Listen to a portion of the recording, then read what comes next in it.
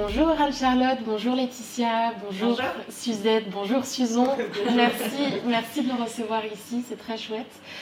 J'ai très envie de vous rencontrer et savoir ce que vous faites. Est-ce que vous pouvez vous présenter dans un premier temps?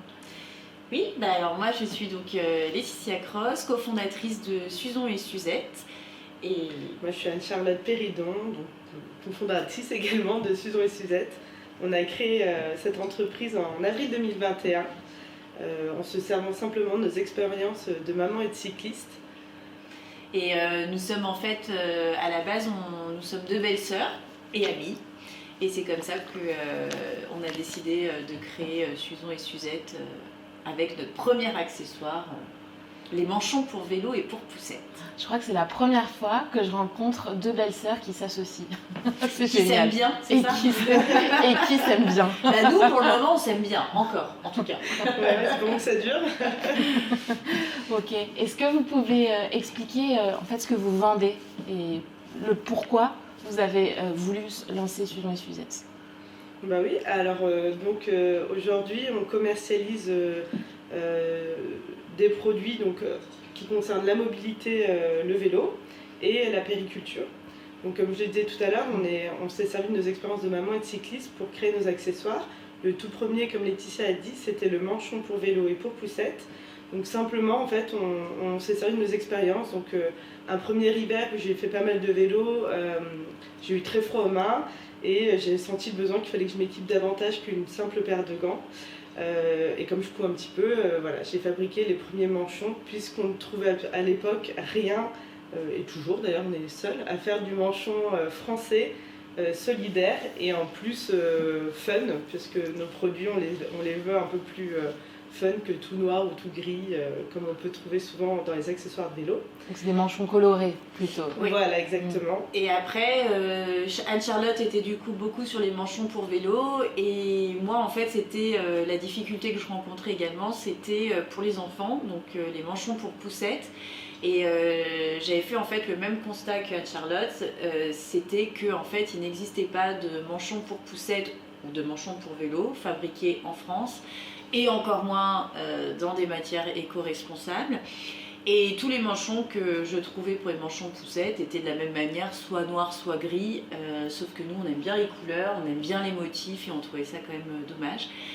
Et donc c'est comme ça qu'en fait est née l'idée de Suzon et Suzette, c'était de créer nos propres manchons pour vélo et pour poussette, et qui répondaient à ces trois valeurs: fabrication française, éco-responsable et intégralement solidaire. C'est du 100% DIY, c'est vous qui le fabriquez 100%. Alors non, nous on le fabrique pas. C'est-à-dire que Anne-Charlotte a commencé par fabriquer ses propres manchons pour vélo. Là elle s'est dit waouh, c'est trop bien. Il y a quelque chose à faire, et c'est comme ça qu'est partie l'idée. Mais aujourd'hui on fabrique pas nos manchons. Non, nous on pense aux produits, on fait les patrons, donc on réfléchit, donc ça, on étudie tout le produit avant de le faire fabriquer par nos ateliers justement d'insertion de personnes en situation de handicap ou professionnelles. Et en fait, c'est comme ça par exemple que pour les manchons vélo, typiquement, on est les seuls à faire deux formes de manchons, parce qu'on s'est simplement aperçu que entre les guidons type bicyclette qui sont courbés et les guidons qui sont droits type VTT, c'est pas la même forme, donc on n'a pas le même besoin pour que l'accessoire qu'on vient rajouter sur son vélo soit pratique, soit pas gênant pour la conduite et qu'on puisse sortir ses mains du vélo. Comme pour les manchons poussettes, l'expérience de Laetitia nous a fait remarquer que des petits détails sur des produits qu'on pouvait trouver déjà existants dans les manchons poussettes ne nous convenaient pas. On pensait qu'on pouvait trouver des astuces pour régler ce problème de froid qui rentrait parce qu'on touchait la barre de la poussette directement, ou des ouvertures qui étaient bien trop petites pour les hommes, parce qu'on a tendance à croire qu'il n'y a que les femmes qui poussent des poussettes.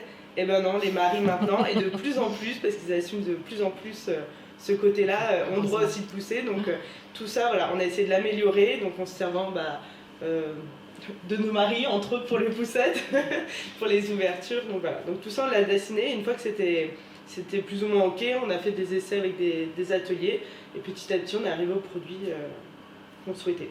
Ok, et est-ce que vous développez de nouveaux patrons régulièrement ? Ben oui. Et Oui, oui, ok. parce que en fait, donc, le premier accessoire qui a donné naissance à Susan et Suzette, c'était les manchons pour vélo et pour poussette. Donc c'est Anne-Charlotte Plus qui a dessiné les patrons, parce que moi j'avoue que niveau couture, je suis assez à la ramasse. Donc c'est Anne-Charlotte qui dessinait les patrons, etc.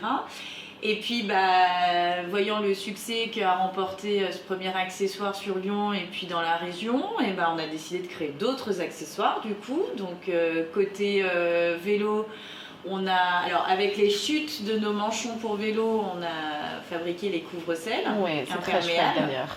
et toujours dans des coloris hyper fun et tendance. Et puis après, avec les chutes de nos couvre-selles, on a créé au printemps dernier la tache jupette pour nous les femmes pour pouvoir faire du vélo sereinement. Et puis côté puériculture... Qu'est-ce que c'est la tache jupette? Alors, la tache jupette, c'est avec les chutes du coup de notre couvre-selle. Wow. Donc notre couvre-selle qu'on fait avec les chutes de nos manchons pour vélo.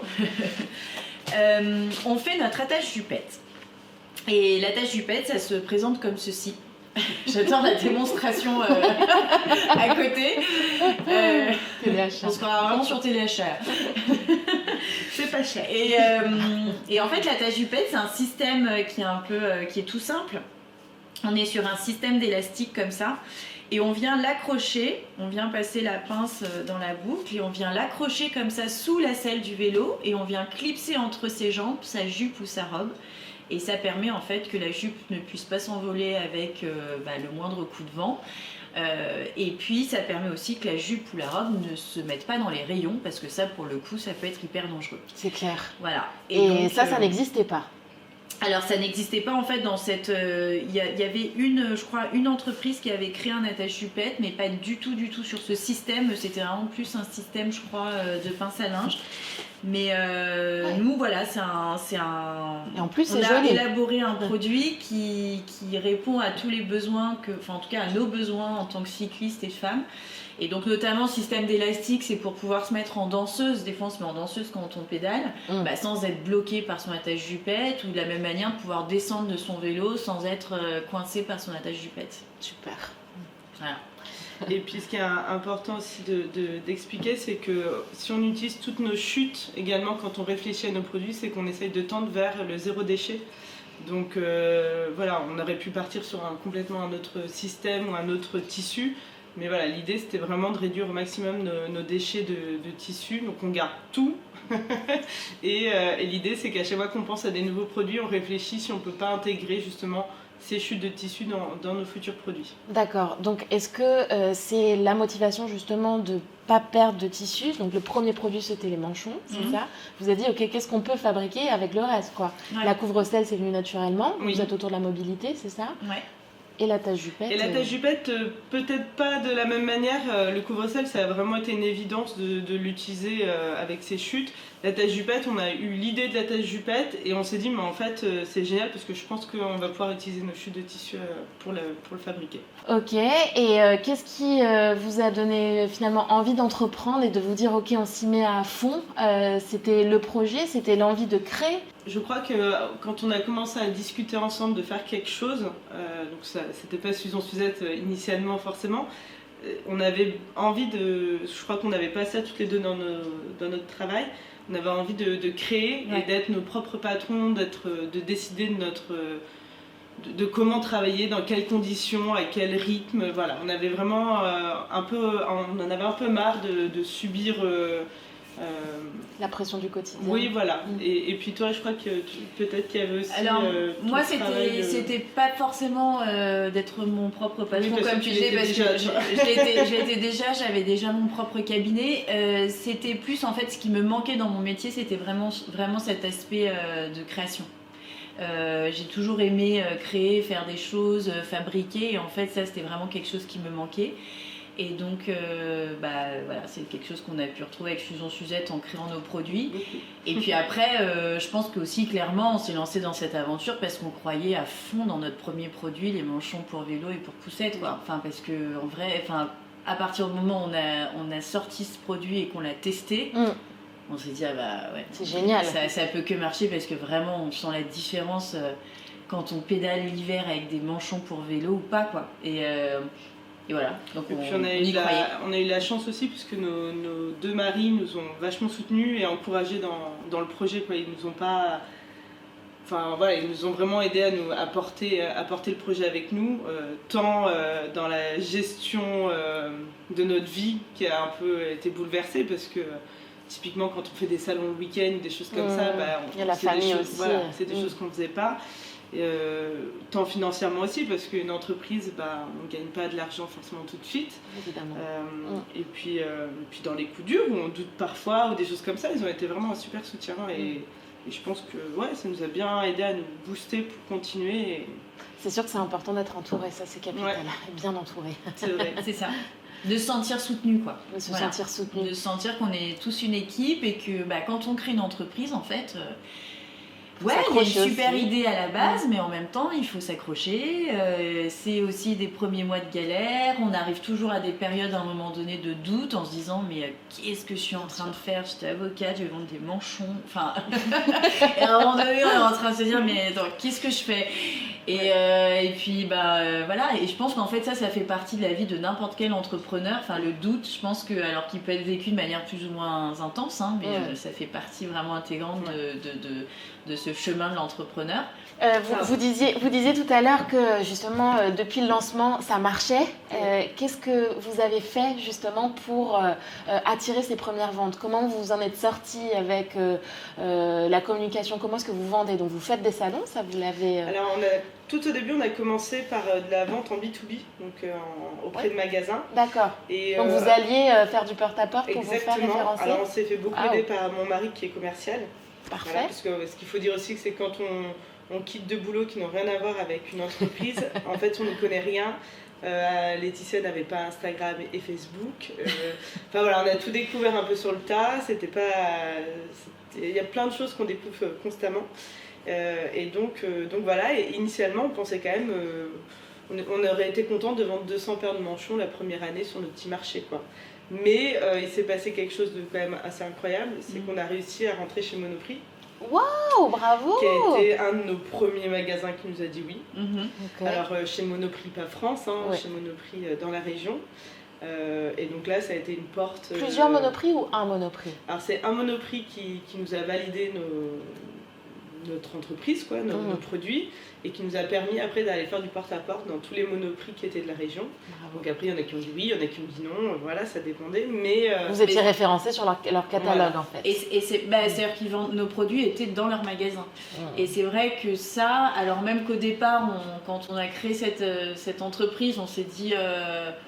on va faire des marchés de Noël dans nos petits chalets en bois, on sera contente. Et ça a tout de suite donné une autre ampleur en fait à l'entreprise et voilà. Et donc là du coup on s'est dit ok en fait on y croit encore plus fort et ok on va aller chercher encore plus de magasins et voilà. Ouais, ça nous a aidé à nous rendre compte à nous prendre au sérieux aussi nous-mêmes un peu plus, je pense. Ouais, ça nous a donné confiance en nous, je pense. Voilà. Et derrière ça on a enchaîné avec Decathlon qui également nous a mis voilà, on s'est dit, ouais, ok, si, c'est vraiment... faut y croire, on lâche rien. Ça vaut vraiment le coup, si ce genre d'enseigne, voilà, on croit en nous, c'est que...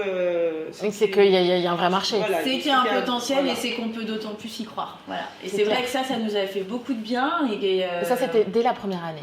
Ouais, dès les premiers mois en fait. Wow. Dès les premiers mois, et à partir de ce moment-là, du coup, on a continué à démarcher le plus de magasins possible. Et aujourd'hui, on est à un peu plus de 50 magasins qui revendent nos produits sur Lyon et dans la région. C'est quoi le process en fait pour vous depuis la création, l'idée, jusqu'à la distribution? Alors là où c'est compliqué, c'est qu'on a fait le choix, et on en est ravis, mais ça crée des complications, c'est de travailler qu'avec des ateliers solidaires. Donc un atelier solidaire, c'est un atelier soit de personnes en situation de handicap, soit de réinsertion professionnelle. Donc c'est des petites structures. Donc généralement, par exemple pour de la réinsertion professionnelle, c'est des personnes qui restent peu de temps dans l'atelier. Donc ils peuvent rester au maximum 2 ans. Et ça fait qu'il y a un turnover et que c'est des gens qui ne savent pas forcément coudre initialement, donc ils ont une formation de couture.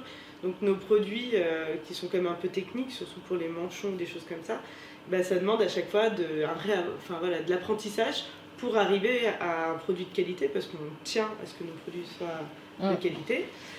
Pour les ESAT, c'est des personnes qui ont des handicaps parfois assez lourds. Donc c'est pareil, c'est des structures qui ne peuvent pas être immenses, donc une production qui ne peut pas être immense. C'est des gens qui n'aiment pas être stressés, donc il ne faut pas leur dire oui, on veut 400 manchons pour dans un mois. On n'est pas sur une logique industrielle, quoi.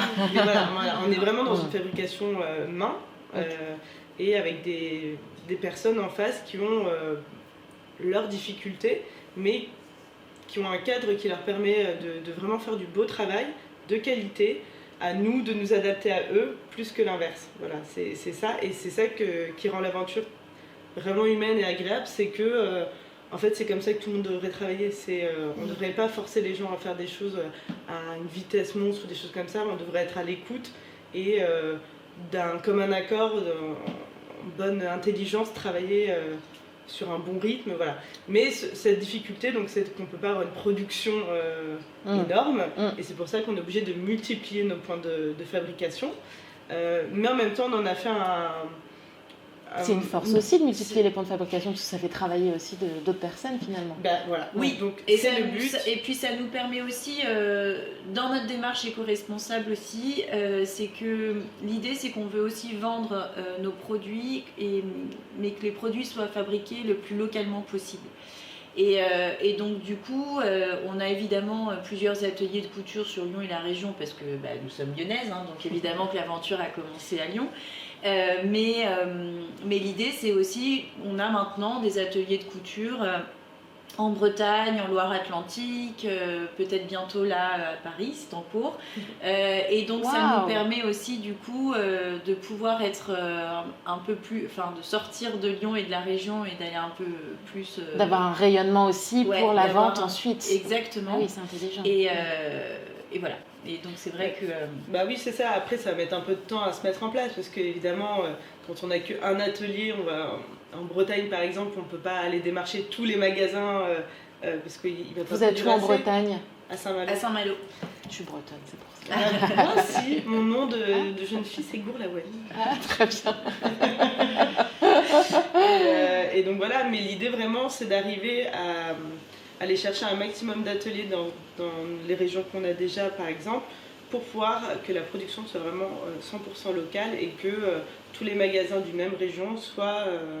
et que les produits passent plus par nous, en fait, soient distribués directement par nos ateliers de couture. Dans tout le succès que vous rencontrez, est-ce que c'est quoi celui que vous retenez vraiment, le plus beau souvenir que vous rencontrez, dont vous vous souvenez, depuis que vous avez créé Suzon et Suzette ?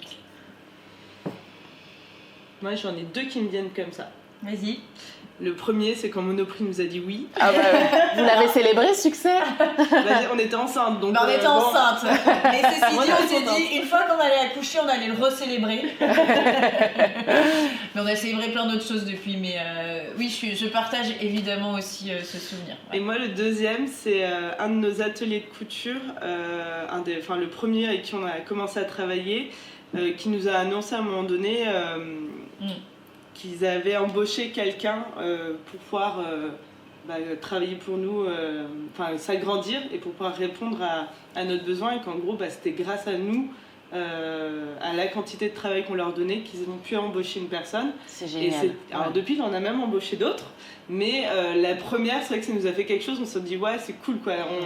Ce qu'on fait, ça aide aussi. Ça crée de l'emploi. Ça crée de l'emploi. Ça crée de l'insertion sociale en plus. Voilà. Exactement. Mais c'est vrai que c'était évidemment notre démarche, mais quand il nous a dit ça, quand il nous a annoncé ça, là on s'est dit ouais, ok, donc ça a vraiment du sens, et il y a des conséquences. Quoi. En fait, pour l'instant, vous êtes deux ?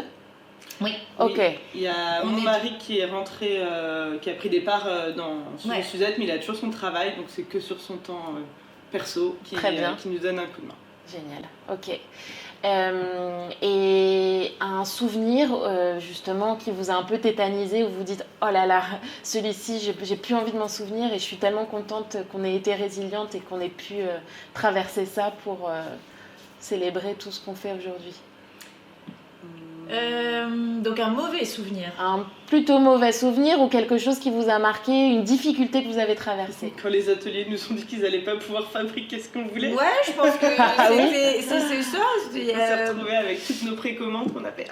Et pourquoi les ateliers, vous voulez pas? Ils ont un cahier des charges précis parce que c'est aussi ce qu'on disait aussi, c'est qu'il y a aussi des aléas et c'est normal. Et qui sont des aléas d'autant plus importants lorsqu'on est sur de la fabrication intégralement solidaire.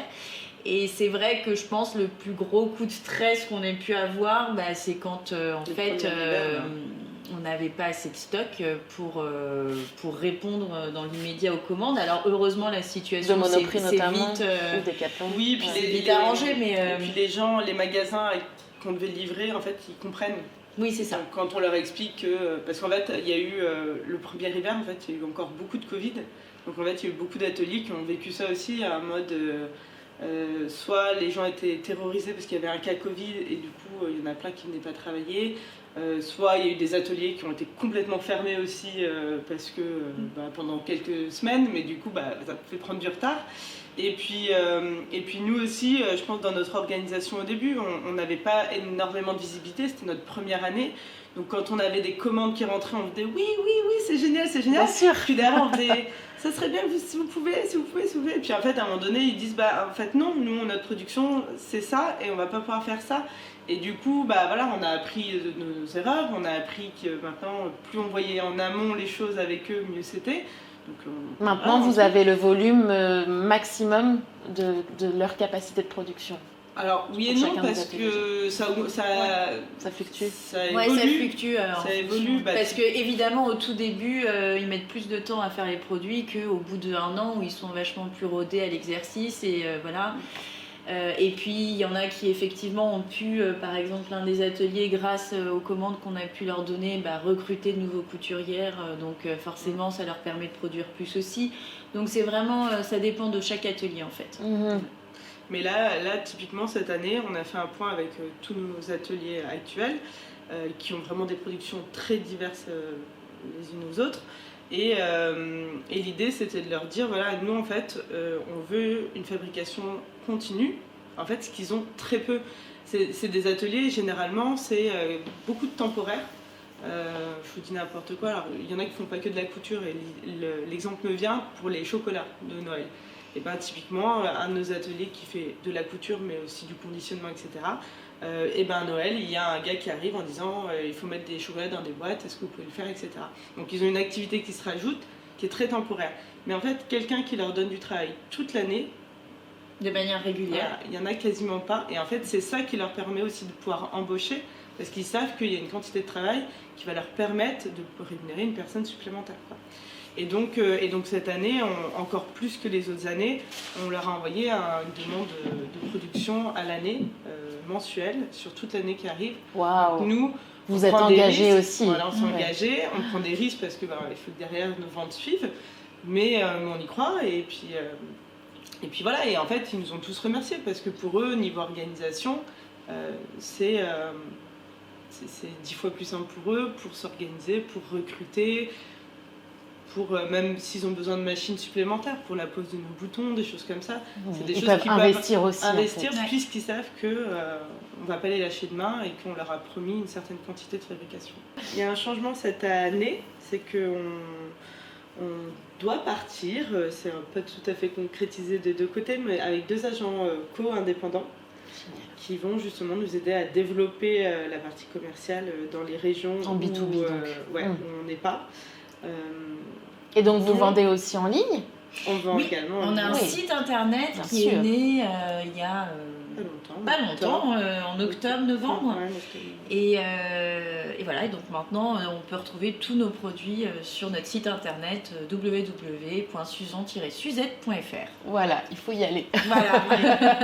Et ça c'est évidemment on aussi... a mis du temps pour le sortir, mais ça y est, il est là. Et c'est évidemment intéressant aussi pour vous de pouvoir vendre en direct, puisque la marge aussi est meilleure et c'est important. Oui, c'est évident. Voilà, ok. C'est vrai. Bon. Non, puis on est super contente à chaque fois qu'on a au tout début, quand notre site internet est né, dès qu'on avait une vente, on faisait une petite danse de la joie. Génial. Et comment ils viennent à vous, les personnes? Et ben en Comment fait, ils viennent, les personnes Beaucoup de bouche à oreille. c'est du bouche à oreille, je pense, Un essentiellement. peu les réseaux sociaux aussi.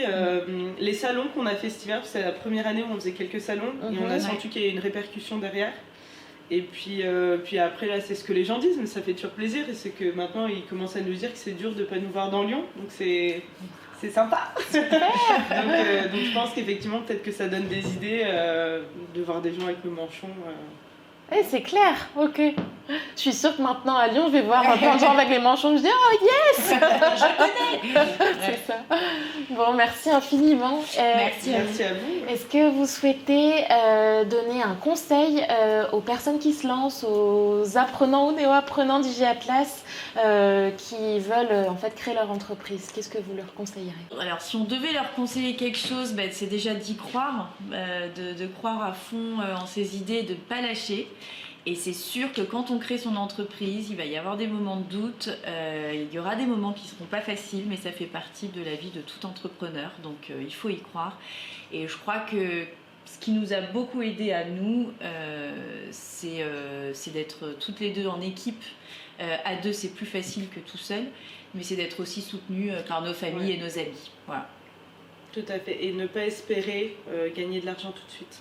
Oui. Non, mais Ne c'est pas vrai. penser qu'en créant son entreprise, on c'est va avoir un important. salaire C'est au bout de 6 mois. C'est important Ouais, parce que sinon on peut tomber vite de haut.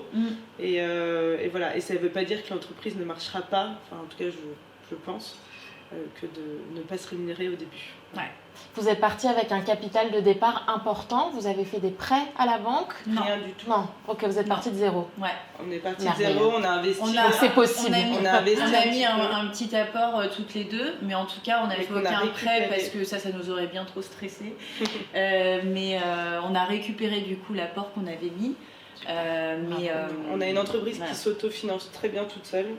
Voilà. Après là, l'étape de l'année prochaine, c'est quand même de sortir un salaire. Ok. Voilà. Yes, c'est tout ce que je vous souhaite. Merci infiniment. Merci beaucoup. Merci Susan et Suzette.